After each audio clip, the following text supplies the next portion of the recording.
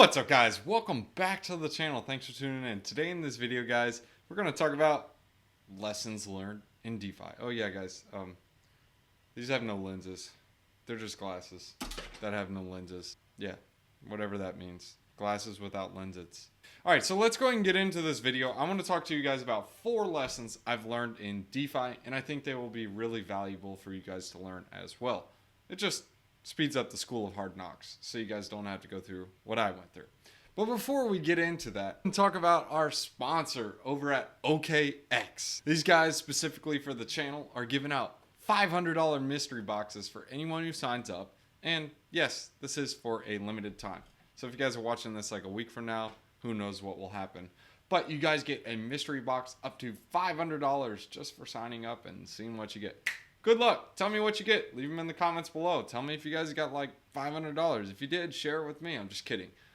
Do what you want with it. Actually, give some back to charity or give it to someone and say, hey, look, you should try this like DeFi thing. Not financial advice. All right, so let's go and get into the 4 lessons in DeFi. The very first one is taking profits. This is always very important to do, especially in DeFi, and understanding that most of these things are Ponzi's.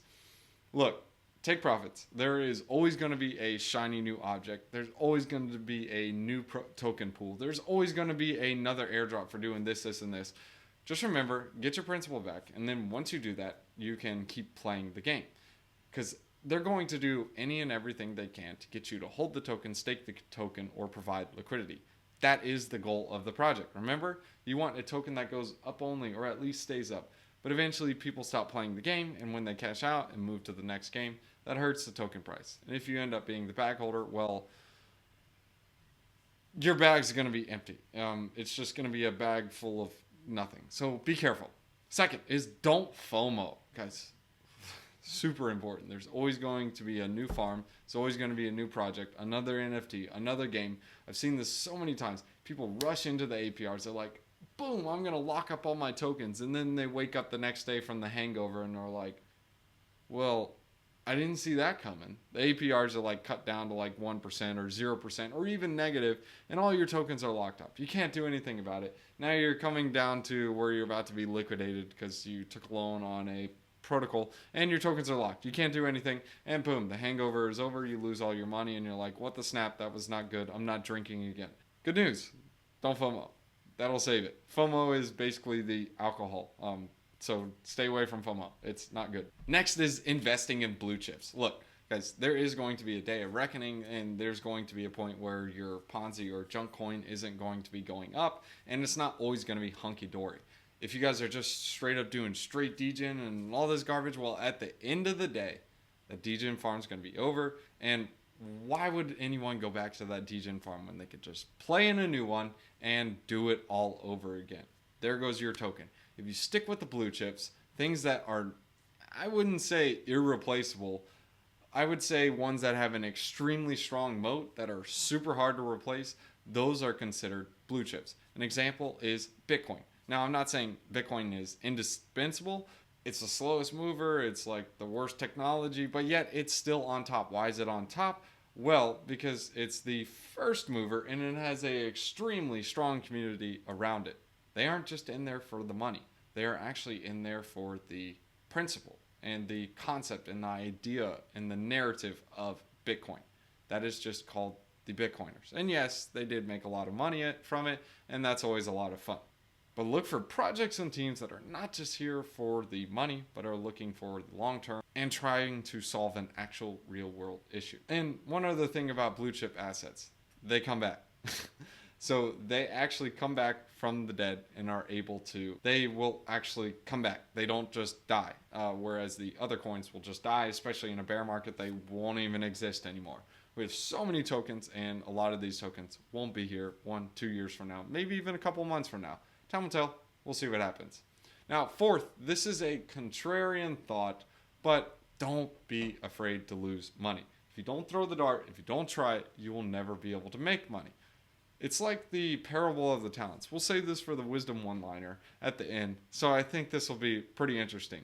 But don't be afraid to go out there and try to make money with the money that you have. It's a cost of tuition. Just like it costs money to go to college, it's the same exact concept in crypto. You're paying for your tuition with your wins and your losses. Your losses are just the cost of going to college, and if you win, well, good for you. You basically got paid to go to college, and you were on scholarship. So that is considered the scholarship. All right, guys. Hope you guys enjoyed the video. Those are the 4 lessons. Take profits, don't FOMO, invest in blue chips, and the contrarian thought, which is don't be afraid to lose money. Let's go and hit you guys with a wisdom one-liner. All right, guys. So while we're getting to the parable of the talents, if you guys want to jump in the Discord, there's a link in the description below. Inside the Discord, you guys will see what I'm doing in the markets, different strategies, exclusive content I don't show on YouTube, and you can also chat with some other like-minded individuals. If you guys want to jump in there, links in the description below. Let's go ahead and hit you guys with the parable of the talents. This is Matthew chapter 25, verses 14 to 30. I think this really pertains to it. I know some people don't want to listen to this, but I think it's really important to understand this. For it will be like a man going on a journey, who called his servants and entrusted to them his property. To one, he gave 5 talents. If you guys don't know what talents are, a talent is equal to 6,000 denarii. 1 denarius or 1 denarii, whatever you want to call it, is actually 1 day's wages. So 6,000 days of wages times 5, which is 30,000 days of wages. That's a lot of days. So basically he gave him 5 talents. To another one, he gave 2, and another one, he gave 1 talent. So each according to their ability. Then he went away. Now, he who received the 5 talents went at once and traded with them. And he made 5 talents more. You know, kind of like cryptocurrency trading. So also, the guy who had 2 talents, he made 2 talents more. So what he did, he probably did the buy and selling thing with cryptocurrency and had a lot of fun. And it was like, what the snap, this is so cool.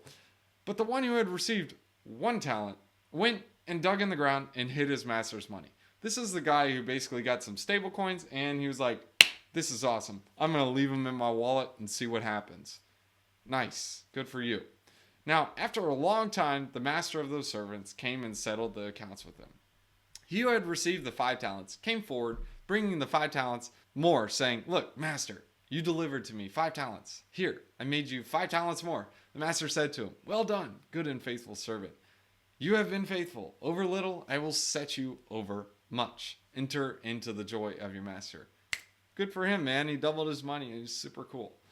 And now he who had 2 talents, his master said to him, well done, good and faithful servant. You have been faithful over little. I will set you over much. Enter in the joy of your master. Nice. This dude like doubled his money and now he's like in the palace. He's cool. He's like living in a mansion. Now, the man came forward with 1 talent, saying, master, I knew you'd be a hard man, reaping what you did not sow, and gathering where you scattered no seed. So I was afraid. I went in and I hid your talent in the ground. Here, have what's yours. But his master answered him and said, you wicked and slothful servant. You knew that I reap where I have not sown, and gather where I scattered no seed. Then you ought to have invested my money with the bankers, and at my coming I should have received what was my own with interest. So take the talent from him and give it to him who has 10 talents. You know, the guy who doubled his money, he now just got a free airdrop. Like, what the snap? This is crazy. For whoever has more will be given, and he will have an abundance. But from him who has not, even what he has will be taken away. And cast the worthless servant into the outer darkness, in that place where there will be weeping and gnashing of teeth. That's pretty vicious. But this shows you right here that it's okay to take risks, take calculated risks, not financial advice. Just make sure you protect your principal, have some fun, stay safe, and it's okay to lose money. It happens all the time. Now, what's not correct is working to get the money back, earn it back, and keep playing the game. Don't give up.